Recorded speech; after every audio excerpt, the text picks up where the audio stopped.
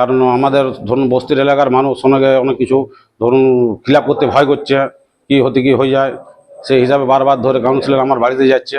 সেই হিসাবে আমরা একটা ফাঁকা এখানের মধ্যে এসে ছেলে ওরা খিলাপ করছে, এসে সে তাদের সঙ্গে উপকার করছে। না, এটা কোনো পার্টি থেকে হয়নি, এটা মূলত পাড়ার থেকে হচ্ছে। দাসবাগান নতুনচটি সার্বজনীন দুর্গা মন্দির, যেহেতু বস্তির লোক নিজেরা করতে পারে নাই, তাই আমরা এখানে দেখুন কোনো পতাকা নেই, এটা দাসবাগান নতুনচটি থেকে হচ্ছে। এবং এখানে বাউরিপাড়া আছে, মুচুপাড়া আছে এবং সারদাপল্লী আছে। বিষয়টা হচ্ছে সম্পূর্ণ বেআইনি।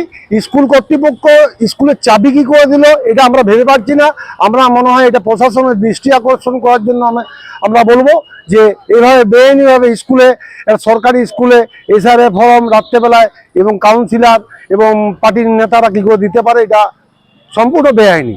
আমরা অভিযোগ জানাবো, আমাদের দলের কাছে অভিযোগটা প্রথম জানাবো, তারপরে বিডিওর কাছে জানাবো।